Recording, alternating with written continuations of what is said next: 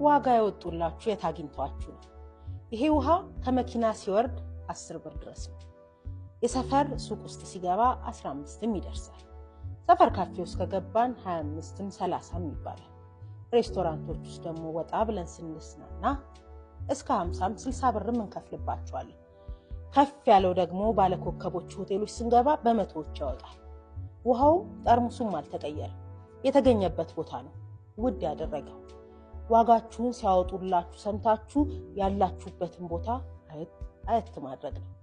ዋጋችሁን ያረከሰባችሁ ቫልዩ እንዳይኖራችሁ ያስደረጋችሁ የተገኛችሁበት ቦታ እንጂ እናንተ ዋጋ ስለሌላችሁ አይደለም። ታዲያ 10 ብር ከምታወጡበት ሰፈር በመቶዎች ወደሚከፈልበት ሰፈር ከፍ ብላችሁ መኖር ትችላላችሁ። ውሃው ጠርሙሱም ሳይቀየር የተገኘበት ቦታ ግን ዋጋውን ውድ አድርጎታል። መገኛችሁን ውድ አድርጉት። ወዳችኋለሁ።